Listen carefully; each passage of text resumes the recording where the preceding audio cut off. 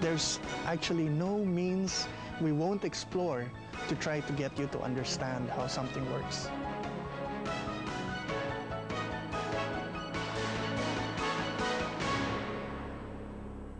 This is the Explainer, where I explain why issues are issues. Now, our explainee tonight is someone very familiar to you, fellow columnist at the Philippine Daily Inquirer, Patricia Evangelista. Welcome to the show again, Glad Pat. to be here. Now, Pat, together with us tonight are some students from the University of the Philippines, and I believe they belong to an organization, so why don't we ask them what that organization is? Asia, how about you tell us about your organization?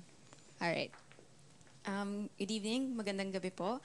Ang UP Lipunang Pangkasaysayan o UP LIKAS ay isang akademikong organisasyon sa UP Diliman na nag-aadhikang mapagbuklod ang mga mag-aaral, nagpapakadalubhasa, may hilig at interes sa kasaysayan. Naglalayon ito na mapalawak at mapalaganap ang kaalaman at kamalayang pangkasaysayan. Mapaunlad din ang disiplina ng kasaysayan. At higit sa lahat, mapaglingkuran ang mga mag-aaral ng pamantasan at ang sambayan ng Pilipino sa pamamagitan ng kritikal at mas makabuluhang pag-aaral ng kasaysayan at pagpupunyagi para sa pagbubuo ng inang bayan, sambayanan at isang bansa. At ang mga miyembro ninyo ay mga kumukuha ng kasaysayan bilang ang kurso karamihan nila. po ay kumukuha ng kasaysayan, pero we also accept other students from other disciplines. At paano nyo pinapairal ang kamulatan pagdating sa kalayaan? Meron ba kayong mga discussion groups? O? Marami pong ginagawa ang UP LIKAS. Meron po may mga DG or discussion groups nga po. At meron po kaming yearly na national conference na dinadaluhan po ng mga estudyante at mga teachers din from other parts of the Philippines. Okay, great. So, I'm looking forward to your participation in our It actually discussion sounds tonight. like an organization you should have belonged to, Manolo. Well, I was very delinquent when I was in UP, so We're glad you're making up for it. now. Let's invite our viewers to join in the discussion as well, Pat. Of course, if you want to join in the discussion, all you have to do is to text EX space react space your name /address /age /your question and send to 2366 for Globe and Sun and 231 for Smart. Or you can log on to www.the-explainer.com. Let's begin with a little experiment. Now, Pat, let me ask you and our guests here and you, our viewers too, to try to look at an old picture with fresh eyes. Here's the old picture. It's behind us. It's a street scene. Now, Pat or our guests, can you tell me where this was taken, for example? Can any of you take a guess? Manila? Yes, that's a good start. Right. John Ray, what do you think? Where was this picture taken? I think it's in front of the Manila Post Office, because that's I can recognize the old Congress building, which now stands as the National Museum. Perfect. So if you look at this picture, you'll notice that this is P. Burgos actually in Manila, and this structure here, if you can see it on your screens, is the tower of Manila City Hall being built. It's just a steel structure. And of course, here's the legislative building where the National Museum is now. Now, I want to ask you what you can tell me about this scene. It's a little detail that sets it apart from us today. We were looking at the same scene from the post office. And just to give you a clue, it involves the vehicles on the road. We showed this picture to our audience earlier, and they got it right away. John Ray, did you get it right away? Let's see how good a student you are. Come on up. The orientation of the vehicle seems different. Yes. Left-hand drive. Exactly. If you're looking at the vehicles in this picture, if you notice on the routes they're taking, it's the opposite of what we follow today. People were driving on the left side of the road. That's a great observation. And no, we didn't give them the answer. They figured it out themselves. Congratulations. Now, we used to drive on the left side as most other Asians. In 2005, I got a letter from a reader named James Litton. And I'd like to ask you, Pat, to read part of it.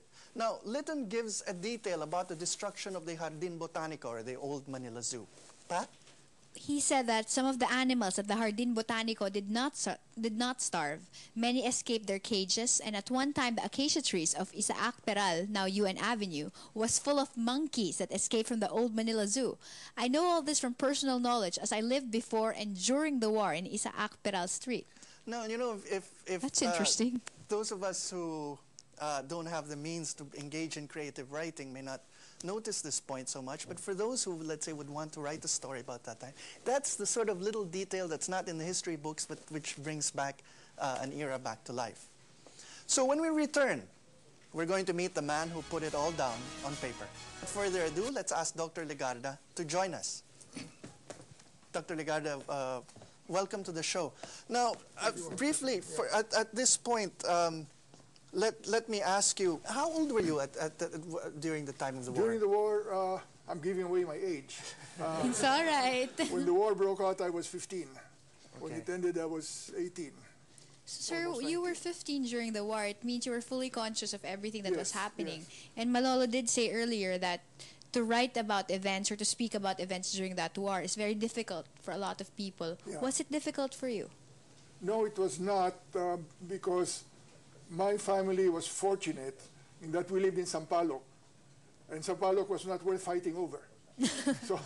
so we escaped the more horrible aspects of it. There had been a great supply of imported goods. My father said we were preparing for the biggest Christmas in history, and the warehouses of the port area were full.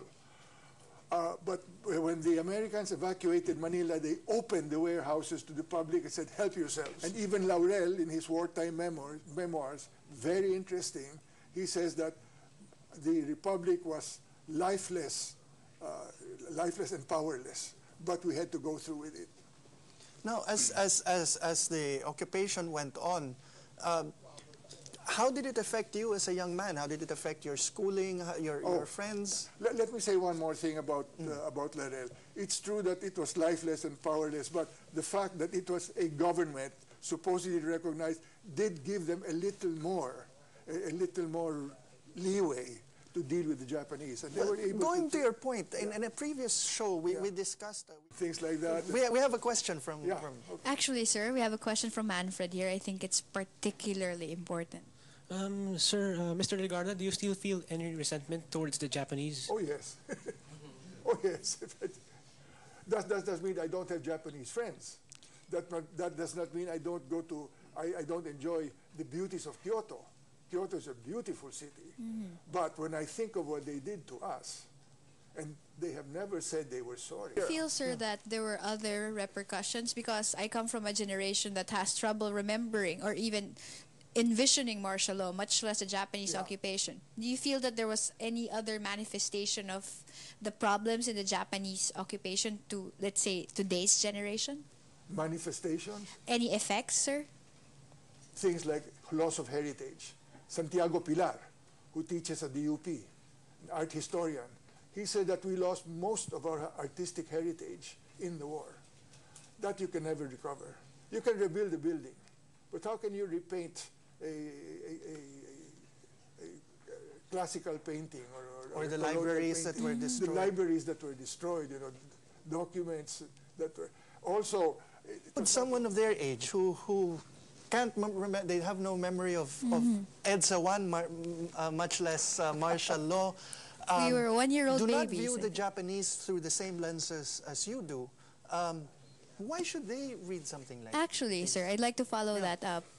Because you said earlier that you're capable of forgiveness, not forgetfulness. So, to us, what should we not forget? What should we take away from what you've written and retain so that we can make some sense of it or some use for it in the future?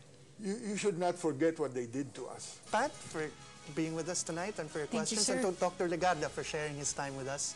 And to our studio audience, a big round of applause for yourselves. Thanks for being with us. I'm Manolo Quezon, The Explainer.